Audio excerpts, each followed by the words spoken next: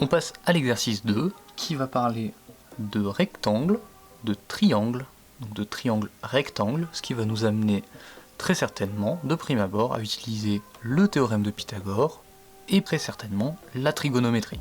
On dispose des informations suivantes, on sait que ABCD c'est un rectangle de 4 mètres par 2 mètres, on sait que le triangle ADM est un triangle rectangle, que AD fait donc 2 mètres, et on connaît l'angle ADM.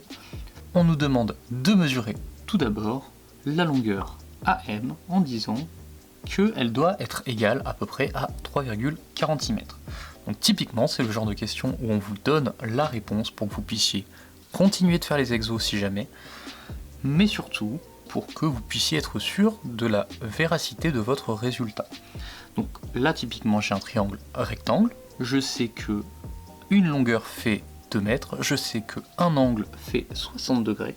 Pour calculer, je vais utiliser la trigonométrie. Donc, dans le triangle ADM, rectangle en A, je sais que AD est égal à 2 mètres et que l'angle ADM est égal à 60 degrés. Ce qu'il faut tout de suite savoir, c'est quel est le côté adjacent, quel est le côté opposé, quelle est l'hypoténuse. Là, très simplement, DM c'est l'hypoténuse, AD c'est le côté adjacent à mon angle, puisqu'il touche cet angle, et AM c'est le côté opposé. AM c'est ce que je cherche, et donc il va falloir que j'utilise une formule dans laquelle j'ai le côté adjacent, qui est la valeur que je connais, le côté opposé, que je ne connais pas et que je veux trouver, et l'angle que je connais. Ça tombe bien, si vous vous souvenez SO, K, TOA, dans les trois formules, la seule qui fait apparaître l'angle, le côté opposé, le côté adjacent, c'est la tangente. Donc, la tangente de l'angle ADM, c'est égal à AM, opposé, divisé par AD, adjacent. Je complète. Ça veut donc dire que la tangente de 60 degrés, c'est égal à AM, que je ne connais pas, divisé par 2. Je fais un produit en croix très simple. Je multiplie ma tangente par 2. AM, c'est donc 2 fois tangente de 60 degrés.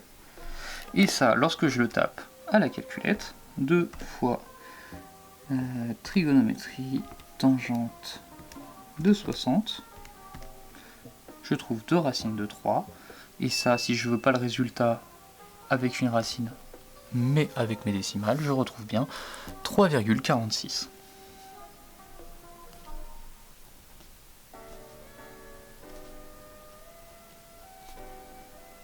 Tout va bien, je retrouve le résultat annoncé dans la question. Dans la question 2, on vous dit que la partie de la plaque non utilisée est représentée en quadrillé sur la partie de la figure 2. Calculer une valeur approchée au centième de la proportion de la plaque qui n'est pas utilisée. C'est assez simple, on vient de calculer la longueur AM, on connaît la longueur AB, donc on va pouvoir calculer très facilement l'aire de cette surface. Donc, si on veut calculer MB, MB, c'est AB moins AM. Donc c'est environ égal à 4 moins 3,46.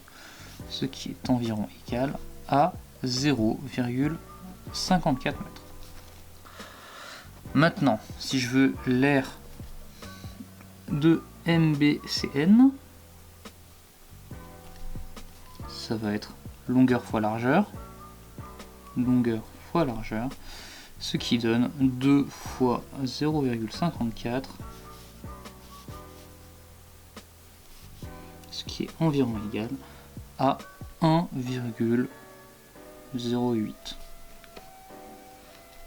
mètres carrés.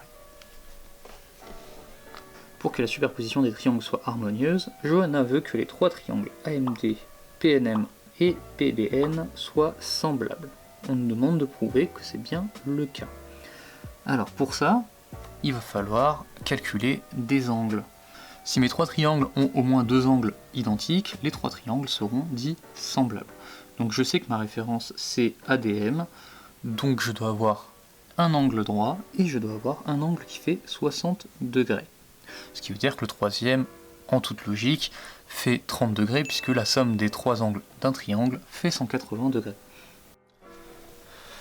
Pour cela, je vais choisir d'utiliser les propriétés des angles alternes internes. C'est-à-dire, si vous vous rappelez du cours de 5e, si vous avez deux droites qui sont parallèles et qu'une troisième droite vient couper ces deux droites parallèles, on peut dire que cet angle-là sont les mêmes et que celui-là et celui-là sont également les mêmes que les deux premiers. D'ailleurs, on peut aussi dire que ces quatre angles-là sont les mêmes. Dans ma figure, je peux donc dire que l'angle MDN est égal à 30 degrés, en toute logique. Or, le triangle PND est rectangle, donc s'il a un angle droit et un angle qui fait 30 degrés, je peux dire que le troisième fait forcément 60 degrés. Donc déjà, avec ça, on a dit que ADN est semblable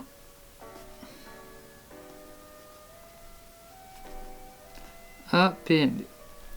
Ils ont les mêmes angles, les deux triangles sont semblables. Même chose pour le troisième, donc l'angle PMN va faire 60 degrés, étant donné que l'angle AMN est égal à 90 degrés, que AMD fait 30 degrés, ce qui veut dire que 90 moins 30, 60, on retrouve bien PM. Sauf que le triangle PMN est également un triangle rectangle, ce qui veut dire que l'angle PNM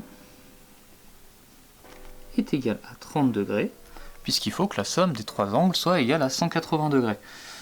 Donc qu'est-ce qu'on vient de dire? Que ADM est semblable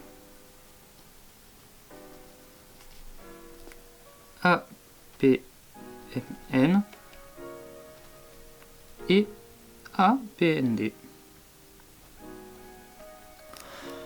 On vient de prouver que les trois triangles étaient bien semblables, tout va bien, on peut continuer.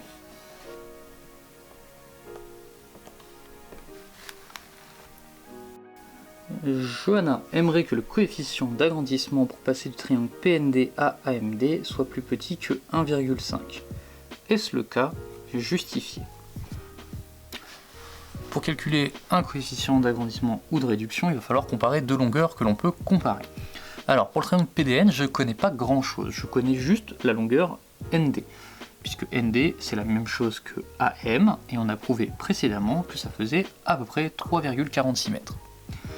Donc ND, 3,46, pour ce triangle c'est l'hypoténuse. Donc je vais essayer de comparer l'hypoténuse de ce triangle-là à l'hypoténuse du triangle AMD.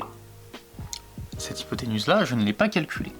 Vous avez le choix entre utiliser Pythagore ou utiliser la trigonométrie comme on l'a fait précédemment.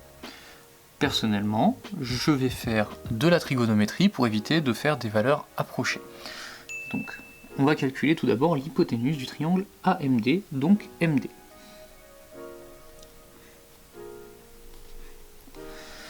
Pour calculer MD, moi je connais AD, je connais l'angle, donc je vais utiliser côté adjacent angle hypoténuse, donc le cosinus. Le cosinus de l'angle ADM, c'est égal au côté AD divisé par MD. Ce qui revient à dire que cosinus de 60 degrés, c'est égal à 2 sur ce que je ne connais pas. Ce qui veut dire que MD, c'est égal à 2 divisé par le cosinus de 60 degrés. Je vais faire ce calcul à la calculatrice. 2 divisé par cosinus 60 degrés, je trouve 4. Je trouvais donc MD égale 4 mètres. Je sais que ND, c'est environ égal à 3,46 mètres. La question, c'est est-ce que MD est 1,5 fois plus grand que ND, ou est-ce que ND est 1,5 fois plus petit que MD. Alors pour faire ça, si on veut calculer le coefficient d'agrandissement, je vais calculer le grand côté divisé par le petit. Donc le coefficient d'agrandissement, c'est MD sur ND, ce qui fait 4 divisé par 3,46 à peu près.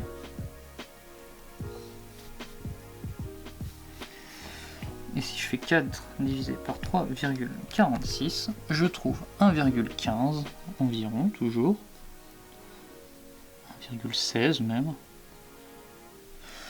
Et donc, on ne trouve pas.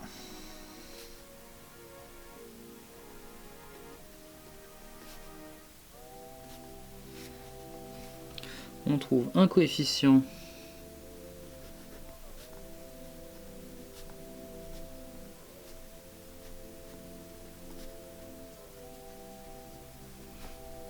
inférieur à 1,5. Est-ce que c'est le cas?